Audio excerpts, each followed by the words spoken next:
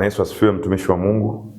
Nichukue nafasi hii kukaribisha katika ibada hii ya lunch hour ambayo Mungu ametupa neema tena siku ya leo. Leo ikiwa ni siku yetu ya pili ya ratiba hii ya ibada hii ya mchana. Na ninamshukuru Mungu kwa kuwa amekuwa pamoja nasi tangu siku ya jana tulipoanza ratiba hii, siku ya kwanza ya kutafakari neno la Mungu ambayo tumekuwa nayo na siku zote ambazo Mungu ameendelea kutupa ili kuendelea kutuimarisha siku baada ya siku. Jina langu ninaitwa Eliudi Simbeye, natokea kanisa la Umoja la Chuo Kikuu cha Dar es Salaam, na kwa sasa ni mwanafunzi wa Chuo Kikuu cha Iringa, nasoma Bachelor of Theology. Nikaribisha katika ibada hii ya mchana huu, na ninamshukuru Mungu kwa wewe ambaye umekuwa sehemu ya ibada hii, ambaye umeendelea kufuatilia ibada hii, lakini zaidi sana wewe ambaye umepata neema kufika katikati ya ibada hii. Mungu wa mbinguni akubariki sana. Tunapoenda kuanza ibada hii, natamani tuende tukamshukuru Mungu, lakini kabla sijamshukuru Mungu, kwa wewe ambaye utahitaji kutoa sadaka yako, ambaye uko mbali na mazingira ya kanisa, basi unaweza ukatumia namba zetu kwenye screen yako zinazopita hapo. Kuna account number, utatuma sadaka yako na itafika moja kwa moja katika mfuko wetu wa kanisa na sadaka yako itakuwa iko salama. Na kwa wale ambao mtahitaji mawasiliano kwa ajili ya huduma ya maombi na maombezi, naweza nikakuachia namba zangu. Namba yangu ni 0688 238180. 0688 238180. Ukinitafuta kwa namba hiyo ninapatikana wakati wowote kwa ajili ya huduma ya maombi na maombezi, lakini pia na ushauri kwa kadiri Mungu anavyotupa neema. Tunapoenda kutafakari neno letu, basi kwa mchana wa leo ninaomba tupate nafasi ya kwenda kuomba. Baba, katika jina la Yesu tunakushukuru kwa ajili ya nafasi ambayo umetupa tena mchana wa leo, ikiwa ni siku yetu ya pili ambayo Mungu umetupa nafasi hii kusimama mbele zako tena kuliadhimisha jina lako. Asante kwa ajili ya majukumu ambayo tumekuwa nao mpaka nafasi ambayo Mungu umetuita tena imani mwako tukutolee ibada. Tunaomba neema yako iwe pamoja nasi. Sema na mioyo yetu Bwana yetu mchana wa leo. Na zaidi sana Mungu, katika jina la Yesu Kristo, ninaomba ya kwamba kila aliyefika katika ibada hii, Mungu aliye hai, fungua moyo wake apate kuyatunza maneno yote ambayo umekusudia kuyachilia kwenye maisha yetu, yatupe hatua mpya. Roho Mtakatifu tufundishe, nami niko tayari kufundisha nawe kama mtumishi wako. Achilia ufunua neno lako katikati ya ibada hii Bwana, watu wakaone matendo makuu ambayo unayatendea kwenye maisha yao. Ni katika jina la Yesu ninaomba na kushukuru. Amen. Amina. Mtumishi wa Mungu, siku ya jana tulianza kutafakari kichwa cha somo kinachosema nini kinafanya neno la Mungu kuwa na matokeo yaliyokusudiwa kwenye maisha ya muamini au kwenye maisha yako binafsi. Na msingi wa neno letu tuliujenga katika kitabu cha Isaya, ile sura ya 55 mstari ule wa 10 na ule mstari wa 11. Na tunaona namna ambavyo Mungu anajaribu kutoa mfano wa mvua inaposhuka, inapoinywesha nchi, kuizalisha na kumpa alaye chakula yeye apandaye mbegu. Anasema ndivyo itakavyokuwa neno langu, halitanirudia bure. Kwa tunamshukuru Mungu kwa ajili ya hicho ambacho tulijifunza siku ya jana. Na kwa haraka sana, kwa dakika mbili, niseme mambo machache katika kile ambacho tulijifunza siku ya jana. Jana tuliangalia maana ya matokeo, na nikasema matokeo ni kile kinachoonekana kwa mtu mara tu baada ya mtu huyo kuwa amejihusisha au amekutana na kitu fulani au ametenda jambo fulani. Kuna matokeo ambayo tutayaona, lakini kumbuka msisitizo wa somo letu, tunaangalia matokeo ya neno la Mungu. Na tunapozungumza kwa habari ya matokeo ya neno la Mungu, ni kile kinachoonekana kwenye maisha ya mtu, hasa muamini, mara tu baada ya muamini kukutana au kujihusisha na neno la Mungu. Muamini au mtu anapokutana na neno la Mungu, kuna matokeo ambayo tunayaona kwa muamini. Kuna matokeo ambayo tunayaona kwa mtu husika anapokuwa amekutana na neno la Mungu. Na hili neno kuna namna ambavyo linaweza likaathiri maisha yake. Ile athari ile ndio ambayo tunataka tuione kwenye maisha ya muamini anayejihusisha na maisha ya neno kile inapoitwa leo. Na tukasoma kwenye kitabu cha Mathayo ile 8:8, tunaona yule akida alipoenda kwa Yesu alipokuwa anauguliwa na kijakazi wake, akasema sema neno tu. Na maandiko yanasema kwamba Yesu alipotamka neno, kijakazi wake akawa mzima tangu saa ile. Lakini kukumbushe kwamba nilisema kwamba Mungu utendaji wake kwenye maisha yetu umejengwa juu ya msingi wa neno lake. Kwenye kitabu kile cha Yeremia ile sura ya kwanza ule mstari wa 12, maandiko yanasema hivi: ndipo Bwana akaniambia, umeona vema, maana naliangalia neno langu nilitimilize. Nikasema kwamba Mungu anapotaka kutenda jambo kwenye maisha yako, Mungu anaangalia neno lake limesemaje juu ya kile kitu ambacho Mungu anataka kutendea. Mungu anaweza yote, Mungu anajua yote, Mungu yuko kila mahali, lakini inapofika swala kutenda jambo kwenye maisha ya mwanadamu, Mungu anaangalia msingi wa neno lake umesemaje. Mungu hawezi akaviolate au Mungu hawezi akakiuka neno ambalo amelisema. Hiyo ni kanuni na utaratibu ambao Mungu amejiwekea kutenda jambo kwenye maisha ya mwanadamu. Zaburi ya 107 ule mstari wa 19 na 20 anasema kwamba wakamlilia Bwana katika dhiki zao, akawaponya na shida zao. Mstari wa 20 anasema hulituma neno lake, huwaponya, huwatoa katika maangamizo yao. Kwa unaona namna ambavyo Mungu anasaidia watu. Unaweza ukaona mlilia Mungu juu ya jambo fulani, unaweza ukaona unahitaji Mungu akutendee jambo fulani, lakini Mungu anapotaka kukutendea jambo, Mungu analituma neno.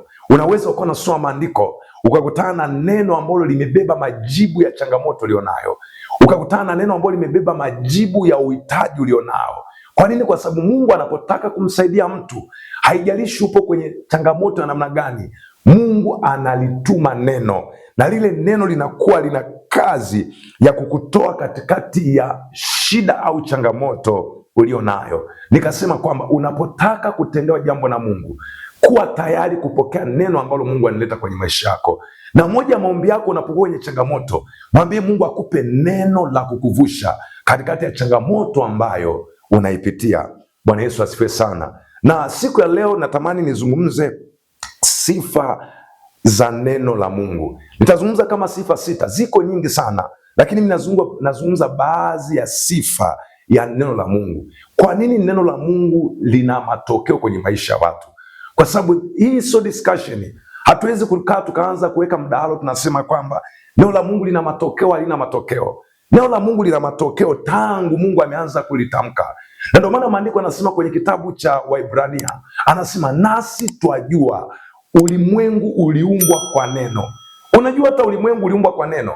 Ukisoma kwenye kitabu kile cha Mwanzo ile sura ya kwanza, unaona anasema hapo mwanzo Mungu aliziumba mbingu na nchi, nayo nchi ilikuwa ukiwa tena utupu. Alafu angalia maandiko anasemaje? Mungu akasema iwe nuru, ikawa nuru. Unajua Mungu alikuwa anatamka vitu vinatokea. Kwa hiyo hatuwezi tukakaa tukaanza kufanya discussion au tukaanza kuweka midahalo kusema kwamba neno la Mungu lina matokeo, halina matokeo. Neno la Mungu lina matokeo kwa sababu dunia tunayoikaa iliumbwa kwa neno. Unaweza kusoma vizuri kwenye kitabu kile cha Waebrania ile sura ya kwanza, utajua anasema nasi twajua ulimwengu uliumbwa kwa neno. Neno la Mungu lilikuwa linatamkwa. Mungu alikuwa anatamka neno, vitu vinatokea. Anasema na iwe anga, linakuwepo anga. Na ijitenge maji ya juu na chini, yanajitenga. Mungu alitumia neno. Kwa Mungu anapotaka kutusaidia, Mungu analituma neno lake kwenye maisha yetu. Bwana Yesu asifiwe sana. Na kwa sababu hiyo, hili neno ambalo lina matokeo kwenye maisha ya watu, kwenye maisha ya kila mtu aliye mwenye mwili, hili neno lina sifa. Na mimi nataka niseme sifa kadhaa za neno la Mungu. Sifa ya kwanza ya neno la Mungu, neno la Mungu li hai tena lina nguvu. Neno la Mungu liko hai tena lina nguvu. Na natamani uangalie kitu cha uhai. Chochote kilicho hai kina matokeo. Chochote ambacho kiko hai kina matokeo. Na chochote chenye nguvu kina matokeo. Najaribu kutumia mfano wa kawaida ambao kila mtu atanielewa. Tunafahamu ukubwa wa tembo alionao. Tembo anapopita mahali ikiwa ni masika, mvua imenyesha, tembo huwa na kawaida ya kuachia alama mahali anakotembea. Unajua kwa nini? Kwa sababu ana nguvu. Nguvu alionayo akikanyaga mahali, kuna impact inatokea. Kuna matokeo yanatokea. Kwa nini ambacho nataka nikiseme ni kwamba sifa ya kwanza ya neno la Mungu liko hai tena lina nguvu. Kwenye kitabu kile cha Waebrania ile sura 4 na ule mstari wa 12, kuna package ya sifa ya neno la Mungu ambayo Mungu ameweka. Maandiko yanasemaje? Neno la Mungu li hai tena lina nguvu, tena lina ukali kuliko upanga wao wote ukatao kuwili, tena la choma hata kuzigawanya nafsi na roho na viungo na mafuta yaliyomo ndani yake, tena li jepesi kuyatambua mawazo na makusudi ya moyo. Kwa jambo la kwanza la muhimu, lazima ufahamu kwamba sifa mojawapo ya neno la Mungu liko hai. Kwa kama neno liko hai, neno lina matokeo kwenye maisha yako. Kilicho hai hakiwezi kuingia kwenye maisha yako kisilete athari. Kilicho chenye nguvu hakiwezi kuingia kwenye maisha yako kisilete athari. Kwa uhai wa neno na nguvu ya neno inalazimisha kuleta matokeo ya kile kitu kilichokusudiwa. Na ndio maana neno linapokuja, linakuja na mapenzi yake. Sasa ili liweze kuyatimiza mapenzi na makusudi ya Mungu, moja kitu ambacho kinalifanya neno lifanikiwe kwa sababu lina nguvu na lina uhai ndani yake. Kwa hiyo mahali ambapo neno la Mungu linaingia, mambo yafuatayo yanatokea. Jambo la kwanza, uhai au kufufuka kwa vile vilivyokufa. Mahali popote ambako neno la Mungu linaingia, kuna uhai wa kufufuliwa kwa vyote ambavyo vilikuwa vimekufa. Inawezekana mambo yako ukaona hayaendi vizuri. Nataka nikwambie kwamba ukilisikia neno la Mungu ambalo lina nguvu na uhai, hivyo ambavyo vilikuwa vimekufa vinafufuka tena. Kwa nini? Kwa sababu ni kawaida ya neno kuamsha, kufufua vilivyokuwa vimekufa. Bwana Yesu asifiwe sana. Lakini jambo la pili, neno la Mungu linapoingia katikati ya mazingira yote, neno la Mungu lina kawaida ya kuinua matumaini mapya. Kuna watu wamekata tamaa, hawaoni sababu ya kuendelea. Lakini nakwambia, amini kwamba kuna watu wamepata msukumo wa kuendelea na vitu walivyokuwa wanavifanya baada ya kusikia neno. Kuna watu walienda hospitalini wakaambiwa, mheshimiwa, ugonjwa ulionao hautibiki tena, subiria kufa. Lakini alipopita mahali akasikia Mungu anaponya, na aliposikia lile neno likaamsha imani ndani yake, tumaini jipya likaamka na kusema kwamba kumbe kuna kuishi tena, yuko Mungu anayeweza kuponya tena. Neno la Mungu linapoingia mahali, linainua matumaini mapya ndani ya mioyo ya watu. Lakini pia neno la Mungu linapoingia mahali, unaonekana utendaji wa dhahiri. Kuna vitu vinaanza kutendeka ambavyo vinaonekana kwa macho ya damu na nyama. Na ndio maana inawezekana kuna kiwango ambacho ugonjwa ukifikia kiwango fulani, watu wanaweza kusema kwamba ugonjwa utibiki. Kwa mfano kansa, anasema imeshakula sana, umeshaliwa sana kansa, kwa uwezi ukapona tena. Lakini neno la Mungu likiingia hapo, tunaona utendaji dhahiri wa neno.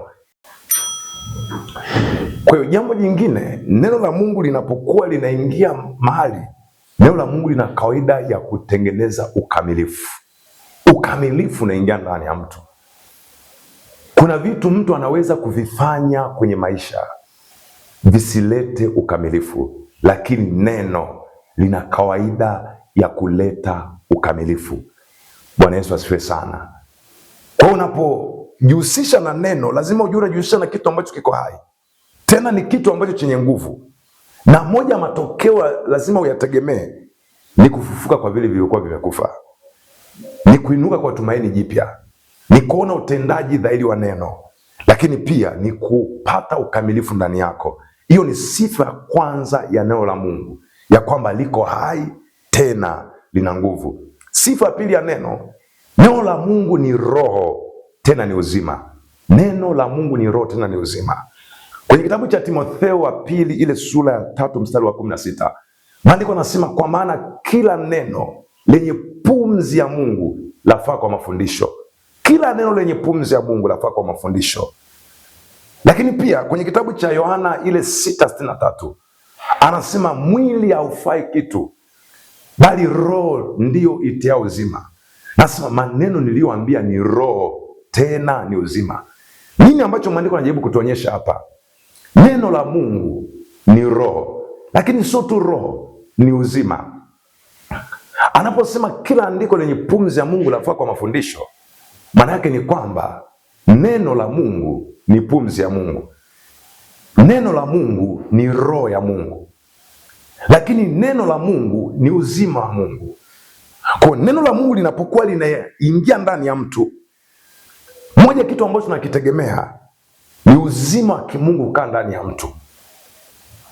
Na ndio maana mgonjwa anapokutana na neno la Mungu, kinachoingia ndani ya mtu ni uzima wa Mungu. Uzima wa Mungu unapokaa ndani ya mtu, hakuna ugonjwa ambao unaweza kukaa ndani ya mtu. Hakuna kansa inaweza kukaa ndani ya mtu. Hakuna pressure inaweza kukaa ndani ya mtu. Hakuna ugonjwa wa namna yote unaweza kukaa ndani ya mtu. Kwa nini? Kwa sababu uzima wa Mungu, ule uzima uliokuwa ndani ya Yesu Kristo alipokuwepo duniani, tangu kuzaliwa kwake mpaka anapofuka kwenda na kupaa kwenda mbinguni. Unajua Yesu hakuwahi kuumwa. Kwa kama Yesu hakuwahi kuugua, maana yake ni nini? Nataka nikwambie kwamba ni muhimu kujua kabisa ule uzima uliokuwa ndani ya Kristo unaingia ndani yako kupitia neno. That's why hakuna ugonjwa unaweza kukaa ndani yako. Kwa nini? Kwa sababu neno la Mungu ni roho, tena ni uzima. Bwana Yesu asifiwe sana. Lakini naomba nimalizie na jambo hili kwa mchana wa leo, ya kwamba neno la Mungu ni taa iletayo nuru katika maisha yetu. Moja kitu cha msingi cha kukumbuka ni kwamba neno la Mungu ni taa. Sifa mojawapo ya neno, neno ni taa inayoleta nuru kwenye maisha yako. Watu wengi sana wanajikuta hapo kwenye sitofahamu, na yawezekana kwa sababu wakati mwingine watu ni wavivu kujihusisha na neno. Wakati mwingine watu wanapokuja kanisani wanakuja wanakaa kwa sababu ni utaratibu. Hawajui neno wanalolisikia ni taa inayoleta nuru kwenye maisha yako. Kitabu cha Zaburi 119 ule mstari wa 105, neno la Mungu inasema kwamba neno lako ni taa ya miguu yangu na mwanga wa njia zangu. Kwa neno linasimama kama taa, neno linasimama kama mwanga wa njia zako. Unaweza ukaona kama neno ni mwanga wa njia, unaweza kuniambia ni mambo mangapi ambayo hauelewi nini cha kufanya, na unapokuwa hujui nini cha kufanya kwenye hayo mambo, huwa unachukua hatua gani? Lakini nataka nikwambie ni kwamba yeyote yule ambaye hataki kupotea ni lazima ajifunze kufanya mambo yake kwa kuongozwa na neno, kutaka kujua neno linasema nini katika kitu ambacho anataka kufanya. Kuna watu wameanzisha biashara, wakashangaa tu inafika njiani watu biashara imekufa. Kuna watu walianza mahusiano, wakashangaa tu ghafla mahusiano yanafika njiani anakufa. Kuna watu kila mahusiano anaingia anapigwa kibuti. Unajua tatizo sio ndio kupiga kibuti. Tatizo ulipoanza hiyo safari, ulianza na nani? Unapoanza chochote kwa msingi wa neno, neno ndio ambalo linakuwa taa yako na mwanga wako. Ukishindwa kuanza chochote kupitia msingi wa neno, unapokutana na changamoto lazima upoteze mwelekeo. Lakini mtu aliyeanza safari na neno, anapokutana na changamoto anarudi kwenye neno. Neno linasemaje juu ya changamoto unayopitia? Ukipoteza nafasi ya neno kwenye maisha yako, umepoteza nafasi ya neno kama taa ya miguu yako na mwanga wa njia zako. Mahali popote ambako unaona mambo hayaendi vizuri, natamani kuambia mtumishi wa Mungu, unahitaji neno. Mahali ambako uko njia panda, unahitaji neno. Mahali ambako hujui nini cha kufanya, unahitaji neno. Mahali popote pale ambako kwa kweli unaona kuna sintofahamu, unahitaji nuru ya neno ije ndani yako. Nuru ni nani? Nuru ni Yesu. Ukisoma kwenye kitabu kile cha Yohana Mtakatifu ile sura ya 1, maandiko nasema hapo mwanzo palikuwa na neno, naye neno alikuwa kwa Mungu, naye neno alikuwa Mungu. Ndani yake ndimo ulikuwa uzima, na ule uzima ulikuwa nuru ya watu, nayo nuru yang'aa gizani, wala giza halitaiweza. Bwana Yesu asifiwe sana. Kuna giza la kila namna. Kuna watu wanatamani kuacha dhambi, wanashindwa. Nataka nikwambie, ukijihusisha na neno, kila ambacho kimekusumbua kwa muda mrefu, uovu ambao umekushia kwa muda mrefu, lazima ukuachie. Kwa nini? Neno ni nuru. Utashangaa ghafla ufahamu wako unafunguka. Kwa nini unafunguka? Ni kwa sababu neno lina namna ya kutoa njia, kumtoa mtu mautini. Maandiko nasema njia za kutoka mautini zina Bwana Mungu. Kwa haijalishi upo kwenye hali gani ambayo unaona kabisa kwamba hii ni ngumu, siwezi kutoka, unachohitaji jihusishe na neno, utaona mpenyo kwenye maisha yako. Bwana Yesu asifiwe sana. Chochote ambacho unahitaji kuona unavuka, unakuwa salama, unatembea kwenye njia iliyo salama. Mchana wa leo nataka nikwambie kwamba jihusishe na neno. Ofisini kwako mambo hayaendi vizuri, jihusishe na neno. Familia yako mambo hayaendi vizuri, jihusishe na neno. Ni taa na mwanga wa njia zako, hauwezi ukapotea. Kwenye kitabu cha Zaburi ile 32 mstari wa 8 anasema, nitakufundisha na kukuonyesha njia utakayoiendea, nitakushauri jicho langu likikutazama. Hata usisubiri malaika kutokea kwenye kona aanze kuambia sasa pita njia hii, pita njia hii. Kuna namna ambavyo ukiwa makini kwenye kusikiliza neno, ukiwa makini kwenye kusoma neno, utashangaa kuna idea mpya inaanza kuja ndani yako. Kuna wazo jipya linaanza kuja ndani yako. Kuna namna unaanza kutazama mambo kwa namna ya kipekee. Unajikuta kwamba ulipokuwa njia panda, unaona kuna uwezekano tena wa kufika mahali ambako ulikuwa unaona haiwezekani kufika. Bwana Yesu asifiwe sana. Neno la Mungu ni taa iletayo nuru katika maisha yako. Bwana Yesu asifiwe sana. Nimalizie kitabu kile cha Mithali. Mithali ile sura ya 6 na ule mstari wa 23. Mithali 6 ule mstari wa 23. Neno la Mungu linasema hivi. Mithali 6:23. Neno la Mungu linasema kwamba maana maagizo haya ni taa na sheria hiyo ni nuru, na maonyo ya kumwadibisha mtu ni njia ya uzima. Kwa maana maagizo haya ni taa na sheria hiyo ni nuru, na maonyo ya kumwadibisha mtu ni njia ya uzima.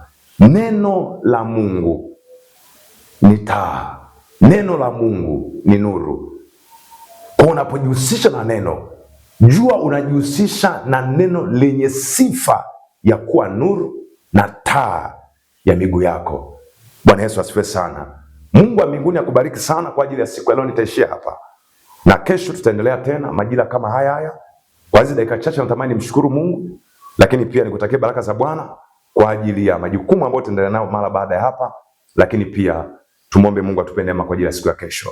Mungu, asante kwa sababu ya wote uliowapa neema ya kufika kwenye ibada ya mchana wa leo. Asante kwa sababu ya neno lako ulioliachilia kwetu. Umetufundisha kwa habari ya neno lako kuwa liko hai tena lina nguvu. Neno lako Bwana Yesu ni roho tena ni uzima. Neno lako Bwana ni nuru ambayo inamwilika katikati ya maisha yetu. Nami naomba Mungu katika jina la Yesu, kila ambaye ana changamoto yoyote, wako watu mahali hapa ni wagonjwa, Mungu wanahitaji uponyaji wako. Wako watu ambao Mungu wapo kwenye changamoto, wanahitaji waone njia ya kutoka kwenye changamoto. Mungu katika jina la Yesu, wewe una uwezo wa kulituma neno, na neno lako likaja kama taa, likaangazia njia zetu, na tukaona njia sahihi ya kutoka kwenye changamoto ulizonazo.